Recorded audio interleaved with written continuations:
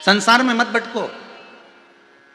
दुनिया के लोगों के पास जाकर भटकोगे तो दुनिया के लोग तुम्हें भटकाने का प्रयास करेंगे। कोई कहेगा उसने ऐसा कर दिया होगा, ऐसा हो गया। कोई कहेगा तेरा तो कभी सुलझटा हो ही नहीं सकता। कोई कहेगा ऐसा हो गया होगा। अगर आप विश्वास रखे हो शंकर पर, अगर आप विश्वास रखे हो जगत जननी पर, अगर आप विश्वास रखे हो परमात्मा पर, तो ऐसा कोई काम नहीं जो सफल ना होता हो।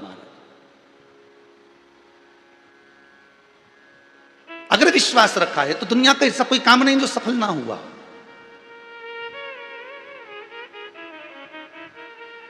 बस विश्वास को डिगने मत देना, भरोसे को टूटने मत देना।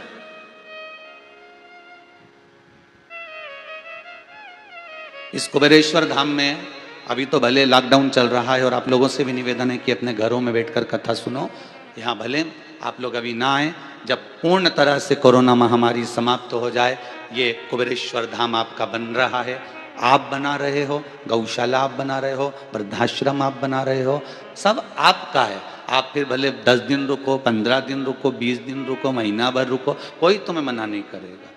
किसी की मनाही नहीं, ये आपका है, आपके द्वारा निर्मित करा गया। यहाँ का मालिक कोई दूसरा नहीं। कुबेरेश्वर धाम में कुबेरेश्वर भंडारी ही इसका मालिक और आप हो बस।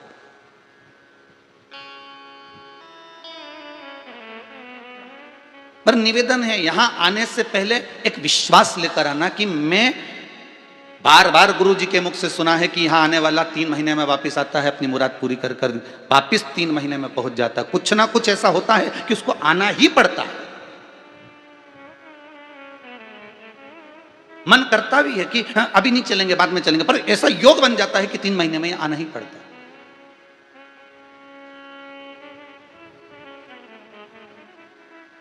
तो विश्वास रखकर इस भूमि पर अगर आते हो, विश्वास रखकर यहां अगर आप पहुंचते हो, विश्वास रखकर अगर आप भगवान का भजन करते हो, विश्वास रखकर अगर आस्था चैनल पर भी शिव महापुराण की कथा सुन रहे हो, विश्वास रखकर अगर मोबाइल पर भी कथा सुन रहे हो, फेसबुक यूट्यूब पर भी कथा श्रवण कर रहे हो, और विश्वास अगर दृढ़ है और आप विश्वास रखकर कोई उपाय कर रहे हो, तो जितने लोग कथा को सुन रहे हैं, जितने आस्था चैनल पर कथा सुन रहे हो, जितने मोबाइल पर सुन रहे हो, दिल पर हाथ रखकर बोलना, कभी इतनी कथा सुनने पर तुम्हारे मन में, तुम्हारे विचार में कोई प्रश्न आया होगा और वो प्रश्न का उत्तर मिला कि नहीं मिला।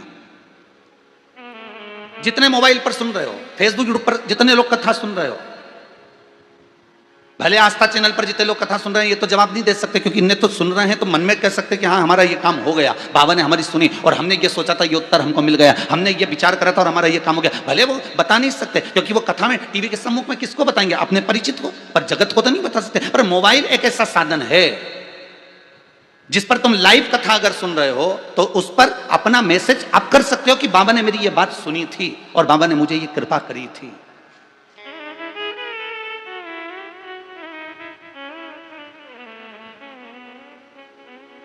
विश्वास मत गिरने देना। एक निवेदन हम पहले भी करे, आज फिर कहते हैं, पतियों से निवेदन है आपका विश्वास आपकी पत्नी के प्रति मत गिरने देना, और पत्नी से निवेदन है आपका विश्वास आपके पति के प्रति मत गिरने देना। सास से निवेदन है आपके बहू बेटे के प्रति विश्वास मत गिरने देना, और बहू और बेटों से निवेदन है आप सास के प्रति विश्वास मत गिरने देना। दुनिया कितनी भी आग लगाए, दुनिया कितना भी कहे उसने ऐसा कर दिया, उसने वैसा कर दिया, पर विश्वास मत गिरने देना। भरोसा यदि है, विश्वास यदि है, तो फिर वापिस जुड़कर एक एकाग्रता का भाव आ सकता है, फिर जुड़ सकता है। कल से नवरात्र प्रारंभ हो रहे हैं, गुप्त नवरात्र, करो प्रयोग। भले अदालत में केस चल रहा हो, भले तलाक तक की नौबत पहुंच गई हो, और अगर आपके दिल में थोड़ा सा भी भाव है कि इसके साथ मुझे रहना है, मैं दूसरी शादी नहीं करना चाहती, मैं दूसरे लड़की से विवाह नहीं करना चाहता, मैं इसके साथ रहना चाहता हूं, मैं इसके साथ रहना चाहती हूं, अगर आपके भीतर अगर विश्वास है तो दृढ़ता में करो अनुष्ठान।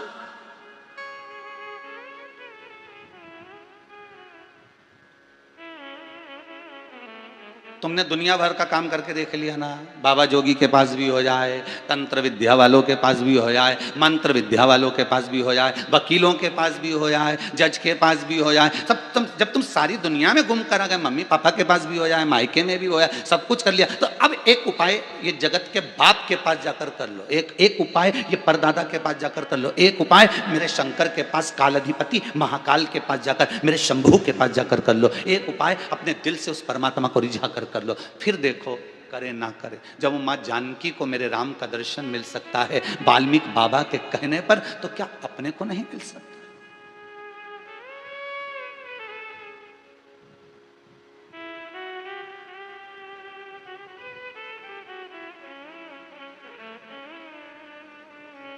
उस विश्वास पर जियो। मिट्टी एक है, आटा एक है, बनाने वाले ने अलग अलग बना दिया है। बस चतुरता हम में आना चाहिए, विद्वत्ता हमें आना चाहिए।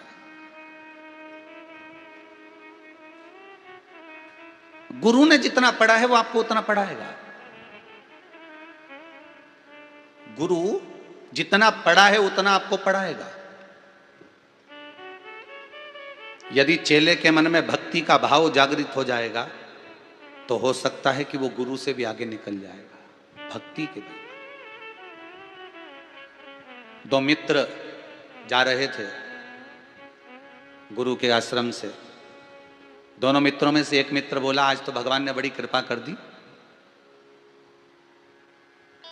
आज तो खीर खाने को मिलेगी, मीठे का भोजन मिलेगा। मीठे का भोजन? हाँ। दूसरे मित्र ने पूछा, कैसे मिलेगा? तू कैसे कह सकता कि आज अपने को मीठा खाने को मिलेगा, खीर खाने को मिलेगी? तो पहला मित्र बोला, बात यह है कि मैंने गुरुजी के मुख से सुना था कि जब सवेरे सवेरे मिट्ठू का दर्शन हो जाए, तोते का दर्शन हो जाए, शुक का दर्शन हो जाए, सवेरे सवेरे अगर पक्षी के रूप में तोता दिख जाए, मिट्ठू दिख जाए, सुखदेव दिख जाए, शुक दिख जाए, तो समझ लेना कि मीठा खाने को मिलता है, खीर खाने को मिलती है। तुमने नहीं सुना क्या? तो उसने कहा, मैंने भी सुना है गुरुजी के मुख से कि अगर सवेरे सवेरे तोता दिखे, मिट्ठू दिखे, शुक दिखे, तो समझ लो खीर खाने को मिलेगी। तो फिर ये तोता नहीं दिख रहा तेरे को? तो दूसरा मित्र बोला, हाँ खीर तो खाने को मिलेगी, पर मुझे लगता है कि कड़वी मिलेगी, मीठी नहीं मिलेगी। मीठी खीर नहीं मिलेगी। कौन सी मिलेगी? कड़वी मिलेगी। तो मित्र ने पूछा, ऐसा कैसे? तो कि मेरा मन कहता है कि कड़वी मिलेगी। और दोनों मित्र चले। आगे जाकर किसी पथिक ने सुंदर भंडारा लगाया हुआ था कि आज आप हमारे यहाँ भंडारा करिए, भोजन करिए। और उस मार्ग से चलते चलते दोनों रुक गए। और रुकने के बाद में जो भोजन करने बैठे तो खीर तो मिल गई। तो मित्र ने कहा, देख मैंने कहा था तेरे को खीर मिलेगी, और खीर खाने को मिली। और जैसे ही खीर आई और दोनों ने जो खाई, खाते से ही मुंह में से कुल्ला कर दिया। अरे इसमें तो ऐसा लगता है जहर मिला हो, इतनी कड़वी है खीर। दोनों ने थूक दी। दूसरा मित्र बोला, मैंने कहा था ना तेरे को खीर तो मिलेगी पर कड़वी मिलेगी। पर यह बता कि गुरुजी ने कहा था कि खीर खाने को मिलेगा, मीठा खाने को मिलेगा, फिर ये खीर कड़वी कैसे हो गई? तो दूसरा मित्र बोला, बात इतनी सी है कि गुरुजी ने तो इतना बता दिया था कि तोते का दर्शन होगा तो खीर खाने को मिलेगी, पर गुरुजी ने कहा था मीठा खाने को मिलेगा। पर गुरुजी ने यह नहीं बताया था कि तोता कहाँ बैठा होगा। मेरे को मालूम है, मैंने देखा कि खीर तो खाने को मिलेगी, पर तोता नीम के पेड़ पर बैठा था, इसलिए मैं समझ गया कि खीर तो मिलेगी पर वो कड़वी मिलेगी। अब गुरु को जितना मालूम था गुरु ने उतना ज्ञान दे दिया। पर शिष्य अपने भीतर की भक्ति के बल पर, अपने भीतर के ज्ञान के बल पर, अपने भीतर के धैर्य के बल पर, अपने भीतर के चिदानंद वृत्ति शिव के प्रति समर्पण के बल पर जो ज्ञात कर सकता है वो दुनिया में कोई ज्ञात नहीं कर सकता।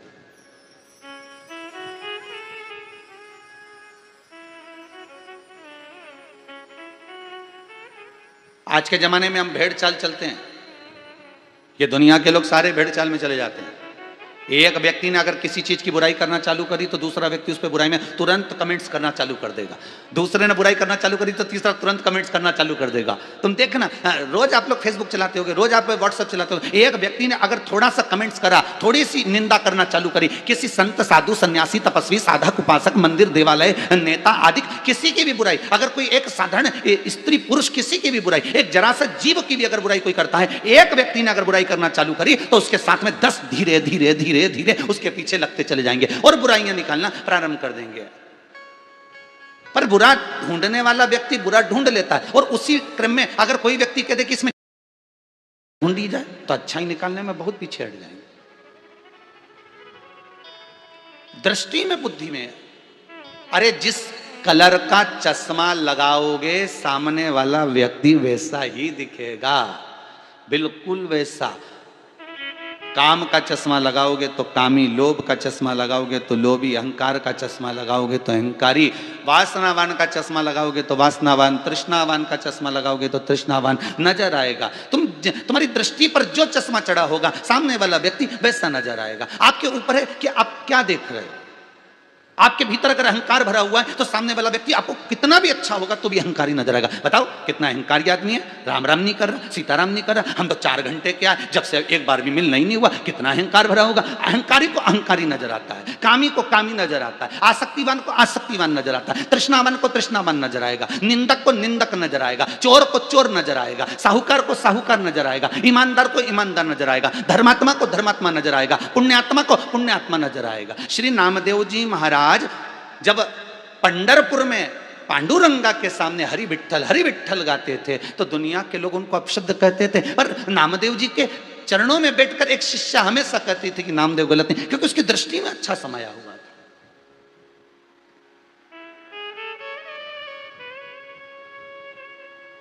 उसकी दृष्टि में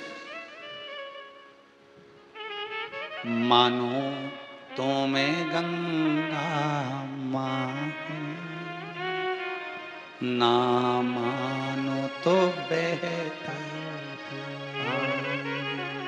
ये आपके ऊपर है।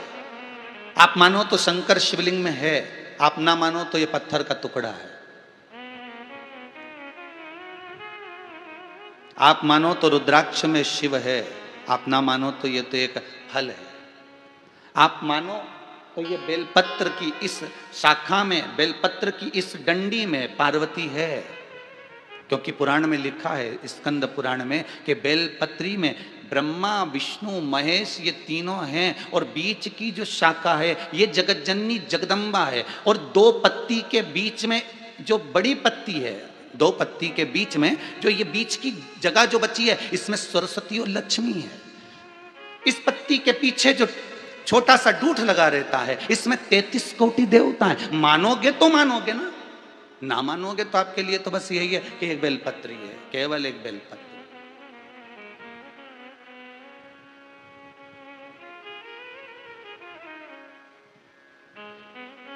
पोथी पढ़ पढ़ जगमुहा, पंडित भयो ना कोई, 2.5 आखर प्रेम को पढ़े सो पंडित हो। खूब पढ़े, खूब पढ़े, खूब। एक बड़ा विद्वान ब्राह्मण था, बहुत विद्वान, बहुत विद्वान, बहुत विद्वान।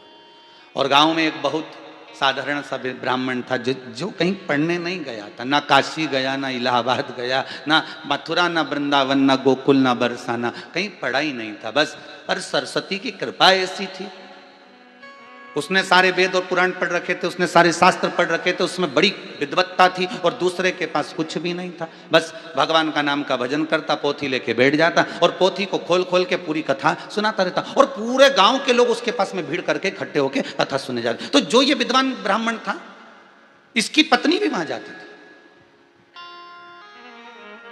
अब अपने विद्वान पति को छोड़कर दूसरे के यहाँ कथा सुनने जाएगी तो थोड़ा उसको गुस्सा आएगा कि नहीं आएगा कि मैं इतना विद्वान है। भाई विद्वान पंडित को कब गुस्सा आता है? जब पत्नी पड़ोसन को फोन लगा के पूछती है कि तू हरतालिका तीज का व्रत कब कर रही है, तू एकादशी का व्रत कब कर रही है, तू सोमवार का व्रत कब कर रही है, तू प्रदोष का व्रत कब कर रही है। उसके घर में विद्वान पति है, सारा वेद सारा शास्त्र सब कुछ जानता है, पर वो उससे नहीं पूछ रही, वो पड़ोसन से पूछ रही। वो पड़ोसन फिर बता रही कि मैंने पंडित जी से पूछा था, उनने महाराज ने इतनी तारीख का बताया, मैं तो उस तारीख को कर। और पति कह दे कि इतनी तारीख को, पर उस तारीख को नहीं करेगी जिस तारीख को उसने बताया उसी तारीख को करेगी। अब वो विद्वान पंडित की धर्म पत्नी जिसको कुछ नहीं आता था भगवान के भजन के सिवाय, उसके यहाँ वो भी कथा सुनने चली जाती थी। एक दिन इसको आया और इसने पत्नी को आवाज लगाई, पत्नी नहीं दिखी, बड़ा क्रोध आया इसको, मेरी पत्नी कहां गई। इसको ध्यान में आ गया कि वहीं चली गई होगी, वहीं गई होगी।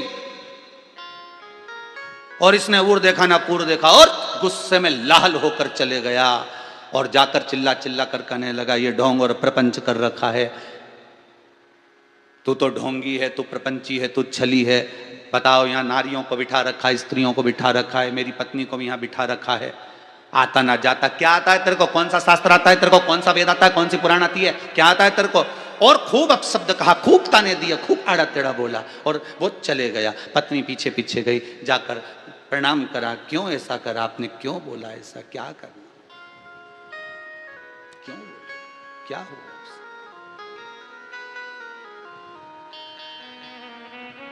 जिसको कुछ नहीं आता था वो इसके दरवाजे पर रात्रि के समय पहुंच गया, इसका दरवाजा बंद था, रात भर इंतजार करता रहा। जिसको कुछ नहीं आता था, रात भर। इसके मन में भी दुख बड़ा हुआ कि मैंने गलत कर दिया, क्यों ऐसा करा, क्यों 4 लोगों में बोला। अब वो आया, उसने दरवाजा खोला, विद्वान ने, जो नहीं विद्वान था उसने देखा और देखते से प्रणाम करा, मुझे क्षमा करिए, मैं कुछ नहीं जानता पर इतना जरूर जानता हूं कि शंकर, राम, कृष्ण, भगवान विष्णु जगत का कल्याण करना जानते हैं, इसलिए मैं उनका भजन कर लेता हूं। फिर कहूंगा मैं आपको एक बार, पहले भी कहा आज फिर कहते हैं, आपको कोई चालीसा आती नहीं आती कोई बात नहीं, आपको कोई मंत्र आता नहीं आता कोई बात नहीं, आप कोई स्तुति करते हैं नहीं करते हमें कोई मतलब नहीं, आप माला लेकर बैठे ना बैठे उससे कोई मतलब नहीं, आपने कितने मंत्र जपे भगवान को उससे भी मतलब नहीं। भगवान तो यह देखता है कि निर्मल मन सो मोहि पावा।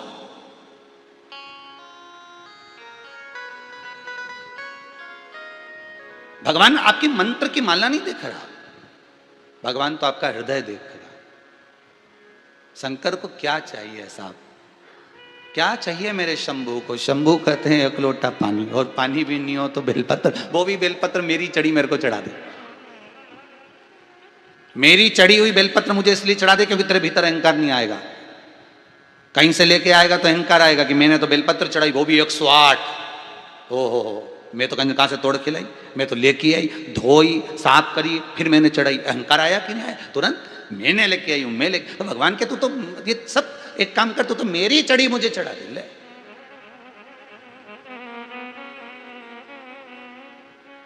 और ये भी नहीं है ना तो बस मेरे मंदिर में आके हर हर महादेव बोले, और इतना भी नहीं कर सके तो शिखर दर्शनम सर्व पाप नाशनम, शिखर का दर्शन करके निकल जा, बस बहुत।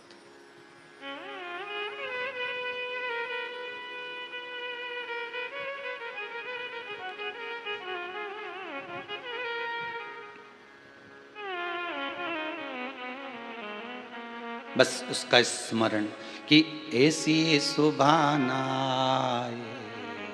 आए ना ऐसी शाम, ऐसी सुभाना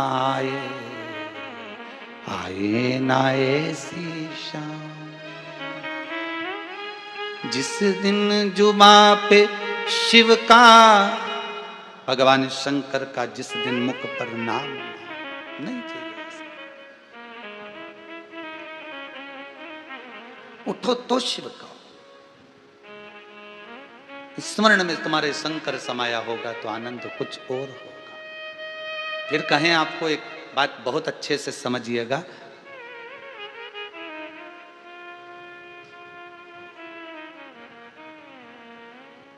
केवल सुंदरता मत देखना, केवल सुंदरता मत देखना। गणेश जी महाराज ने शंकर जी से पूछा था, भगवान विष्णु कितने सुंदर हैं, ब्रह्मा कितने सुंदर, इंद्र कितने सुंदर, चंद्र कितने सुंदर, 33 कोटि देवता कितने सुंदर, और ये क्या बनाए रखा है आपने। बच्चे जब बड़े हो जाते हैं तो पापा के कपड़े भी चेंज करवा देते हैं।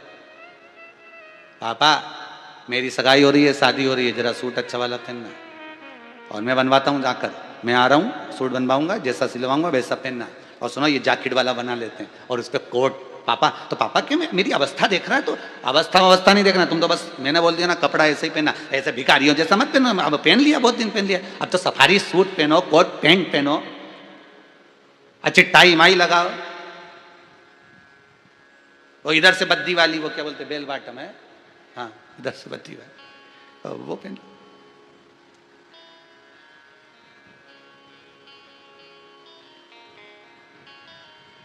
कुछ अच्छा पहनिए बेटा, बाप को पहना।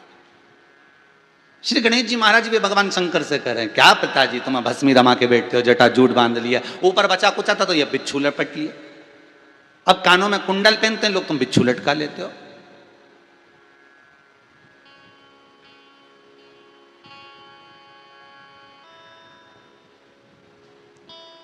गणेश जी ने पूछा, पिताजी एक बात बताना, मेरे मन में बहुत दिन से एक प्रश्न अड़ा हुआ है, बहुत दिन से एक प्रश्न अड़ा हुआ है, मेरे मन का उस प्रश्न का उत्तर आप देंगे क्या पिताजी? पिताजी बोले, बोलो क्या प्रश्न है, बोलो जरा। तो गणेश जी ने कहा, ये बताओ, दुनिया के लोग कानों में कर्णफूल पहनते हैं, अच्छे अच्छे आभूषण पहनते हैं, और आप बिच्छू लटका के रखते हो, आखिर ये कानों में बिच्छू पहनने का कौन सा तरीका है?